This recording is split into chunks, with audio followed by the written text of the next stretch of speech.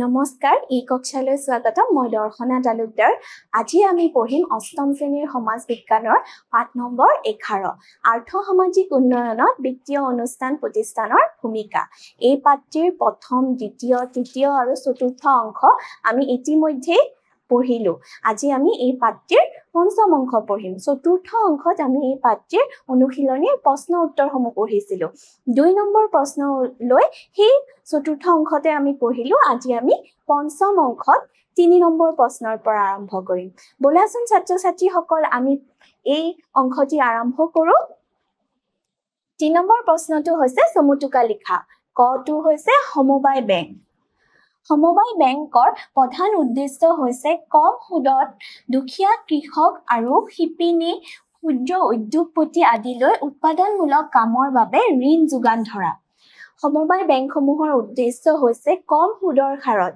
দুখীয়া কৃষক শিপিনী উদ্যোগপতিলৈ উৎপাদনমূলক কামৰ বাবে ঋণ যোগান ধৰা আমাৰ দেশৰ দৰিদ্ৰ কৃষকসকলে আজিও মহাজনসকলৰ পৰা ঋণ লবলৈ অতি বেছি সুদ দিবলগীয়া হয় আমাৰ দেশৰ দৰিদ্ৰ কৃষকসকলে বাণিজ্যিক বেংকসমূহলৈ নাযায় কাৰণ বাণিজ্যিক বেংকসমূহত বহুতো চৰ্ত পূৰণ কৰিবলগীয়া হয় এটা ঋণ লবৰ বাবে সেইবাবে তেওঁলোকে সহজ উপায় গ্ৰহণ কৰে আৰু মহাজনৰ ওচৰলৈ যায় মহাজনসকলে অতি বেছি সুদৰ হাৰত তেওঁলোকলৈ ঋণ দিয়ে আৰু সেই ঋণৰ বাবে তেওঁলোকক বহু সময়ত শোষণো কৰে তেওঁলোকৰ খেতিৰ মাটিৰ কাগজসমূহ নথিপত্ৰসমূহ মহাজনসকলে লৈ লয় আৰু এই মহাজনসকলৰ কবলৰ পৰা দৰিদ্ৰ কৃষকসকলক ৰক্ষা কৰিবলৈ আৰু কৃষকসকলৰ মাজত মিতব্যয়িতা আৰু আত্মনিৰ্ভৰশীলতাৰ বাট যোগাই তুলিবলৈ গাঁৱত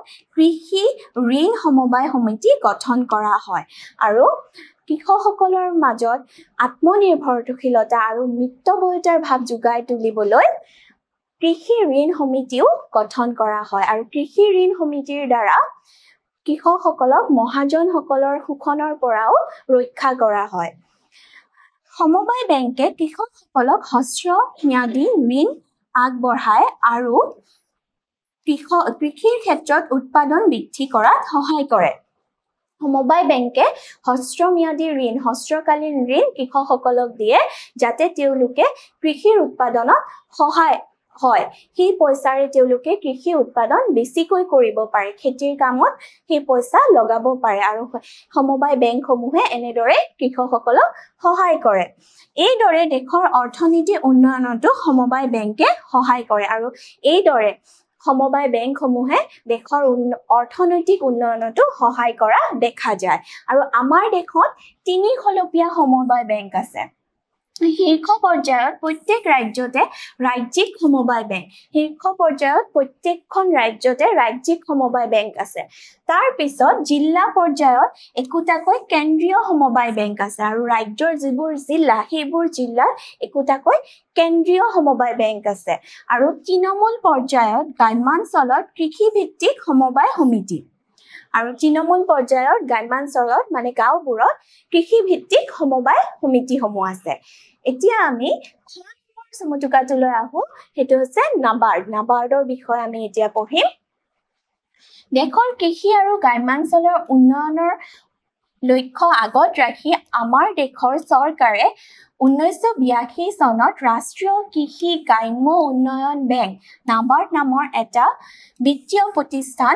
স্থাপন কৰে 1982 চনত ৰাষ্ট্ৰীয় কৃষি আৰু গ্ৰাম্য উন্নয়ন বেংক নাবাৰ্ডৰ সৃষ্টি কৰিছিল আৰু ভাৰত চৰকাৰে এই নাবাৰ্ডৰ সৃষ্টি কৰিছিল এই বেংকে সকলো প্ৰকাৰৰ কৃষি ঋণৰ লগতে গ্ৰাম্য উন্নয়নৰ বাবে বিভিন্ন আঁচনি প্ৰকল্প আদিৰ বাবে ঋণৰ যোগান ধৰে আৰু এই বেংকে সকলো প্ৰকাৰৰ কৃষিভিত্তিক আঁচনিসমূহ বা গ্ৰাম্য উন্নয়নৰ বাবে বিভিন্ন ধৰণৰ আঁচনি আৰু প্ৰকল্পৰ বাবে কৃষি ঋণ যোগান ধৰে এই ঋণসমূহ হ্ৰস্বকালীন 18 মাহৰ বাবে আৰু দীৰ্ঘকালীন 25 বছৰৰ হিচাপে আগবঢ়োৱা হয় আৰু এই বেংকে হ্ৰস্বকালীন 18 মাহৰ বাবে আৰু দীৰ্ঘকালীন 25 বছৰৰ বাবে ঋণবোৰ আগবঢ়ায় সমবায় বেংক, ভূমি উন্নয়ন বেংক, আঞ্চলিক গ্ৰামীণ বিকাশ বেংক, বাণিজ্যিক বেংকসমূহক নাবাৰ্ডে ঋণ প্ৰদান কৰে।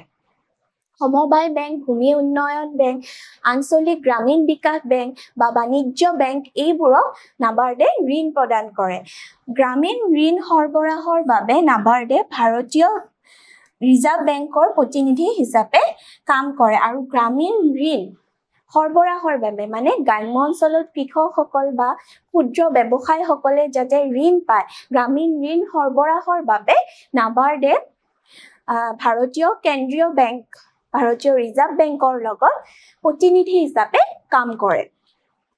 এতিয়া পঢ়ো আহা আমি কেন্দ্ৰীয় বেংক। কেন্দ্ৰীয় বেংক হৈছে ভাৰতৰ বেংক ব্যৱস্থাৰ শীৰ্ষত থকা বেংক। ভাৰতৰ বেংক ব্যৱস্থাৰ শীৰ্ষত থকা বেংকটোৱে হৈছে কেন্দ্ৰীয় বেংক।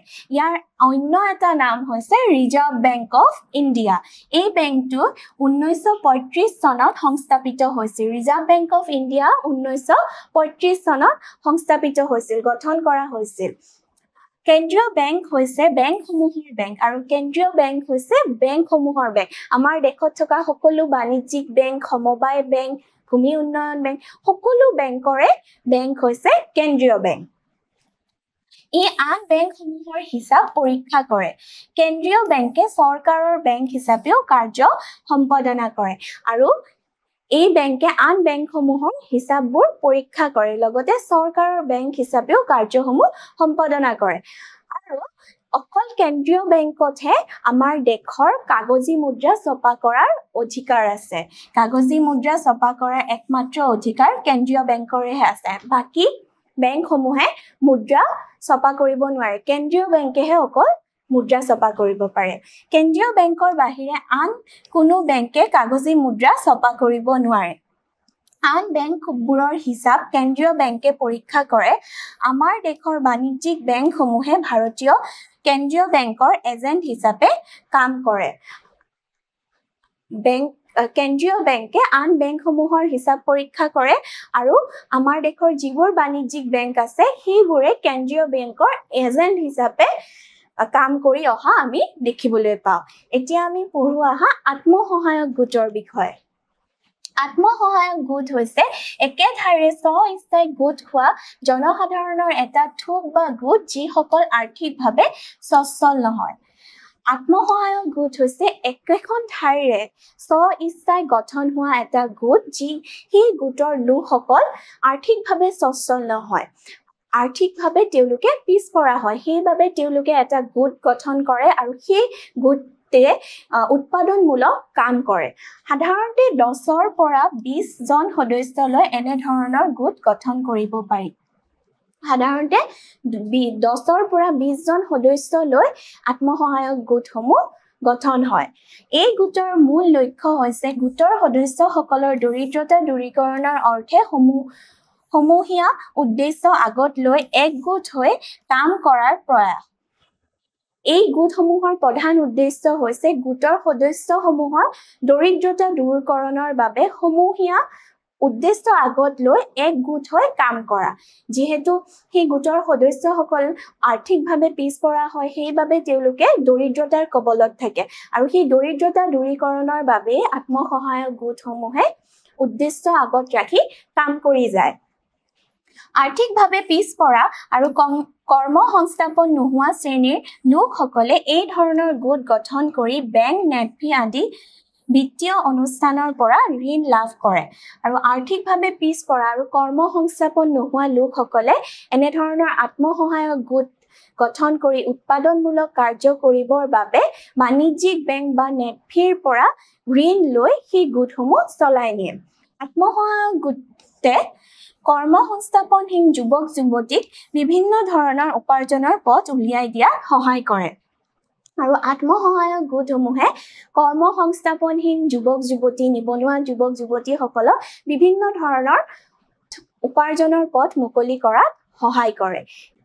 তদুপৰি এই গোটৰ জৰিয়তে গাঁও অঞ্চলৰ দৰিদ্ৰ সীমাৰেখাৰ তলৰ লোকসকলে হাঁহ কুকুৰা পালন, কাপোৰ বোৱা, চিলাই কৰা, ফুলৰ খেতি কৰা আদি আঁচনি গ্ৰহণ কৰি স্বনিয়োজনৰ পথ মুকলি কৰি ল'ব পাৰে। আৰু এই গোটবিলাকৰ জৰিয়তে দৰিদ্ৰ যিবোৰ লোক থাকে তেওঁলোকে হাঁহ কুকুৰা পালন, মীন পালন, কাপোৰ বোৱা, চিলাই কৰা কাৰ্য বা ফুলৰ খেতি কৰা এইবোৰ কাম কৰি নিজৰ উপাৰ্জনৰ পথ মুকলাই ল'ব পাৰে আৰু নিজকে স্বাৱলম্বী কৰি তুলিব পাৰে। এতিয়া আমি পঢ়ো আহা 4 নম্বৰ প্ৰশ্নটি। শুদ্ধ অশুদ্ধ নিৰ্ণয় কৰা। বৰ্ধিত জনমূৰি আয়ে দেশৰ উন্নয়নত অন্তৰায় সৃষ্টি কৰে। বৰ্ধিত জনমূৰি আয়ে জানো দেশৰ উন্নয়নত অন্তৰায় সৃষ্টি কৰিব, বাধাৰ সৃষ্টি কৰিব, দেশৰ উন্নয়ন বেছিহে কৰিব, সেইবাবে এইটো হৈছে অশুদ্ধ। বৰ্ধিত জনমূৰি আয়ে দেশৰ উন্নয়নত অন্তৰায় সৃষ্টি নকৰে। খটো হৈছে ঔদ্যোগিক আৰু বিনিয়োগ বেংকে উদ্যোগ খণ্ডলৈ দীৰ্ঘকালীন ঋণ আগবঢ়ায়। ঔদ্যোগিক আৰু বিনিয়োগ বেংকে উদ্যোগ ক্ষেত্ৰলৈ দীৰ্ঘকালীন ঋণ আগবঢ়ায়। এইটো কি হ'ব? এইটো হ'ব শুদ্ধ।